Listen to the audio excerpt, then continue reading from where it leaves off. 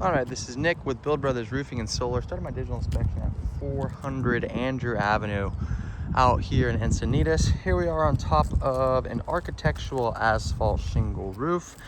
I would estimate this roof is anywhere from 10 to 15 years old based off a few factors that I want to go over right now. So again, architectural asphalt shingle, what I'm looking for on these shingle roofs is I'm looking for a large amount of granule loss. I'm looking for lack of adhesiveness on the shingle itself, and just overall quality of the roofing system. So typically on a roof that is at the tail end of its life expectancy, you're gonna see a lot of fiberglass shining through. We're not seeing a whole lot of that on this roof. So you can see these shingles are still in pretty good shape. We got a good amount of granules that are still on the shingle itself, which tells me that they still have a good amount of life left in it. We also have a good amount of adhesiveness left on the product too. So you have these seams where these shingles are installed, and typically on these older roofs, these seams will start to loosen up, which will allow for wind to push rain underneath the shingles whenever it starts to rain. It's starting to get a little loose in some areas, as you can see, but this is not anything to be super concerned about.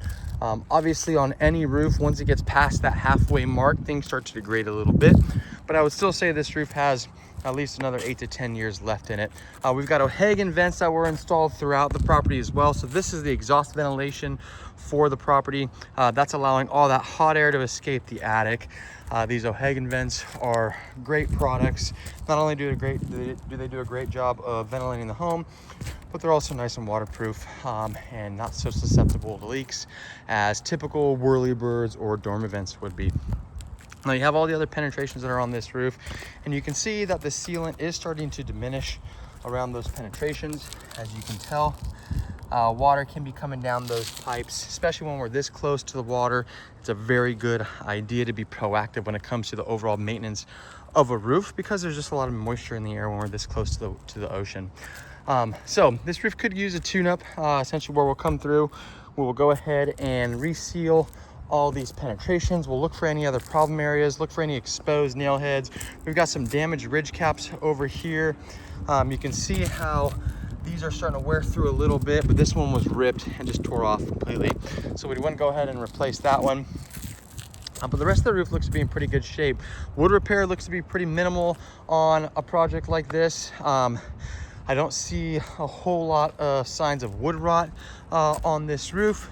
But again, when it comes time to re-roof, you'll never know how much wood is going to need to be replaced until you actually tear the roof off and see what's underneath it. We got a chimney cricket that was built out right here to allow for water to flow freely away from that chimney. And then we have all proper step flashing going on throughout the chimney itself. So everything on this roof looks to be in really good shape. Again, I'd give it another 8 to 10 years of life left on it. But with any type of roof this close to the water, it is always very important for the homeowner to be proactive when it comes to the maintenance of the roof and replacing it before it needs to be replaced. Bad roofs in this neighborhood can cause wood to be damaged, and when that wood starts to get moist, it invites a whole lot of termites, and they love that soft moist wood.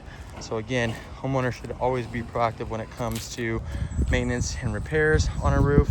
And then in this particular situation, since we haven't had a ton of rain in the past couple of years, we're supposed to get a decent amount this winter.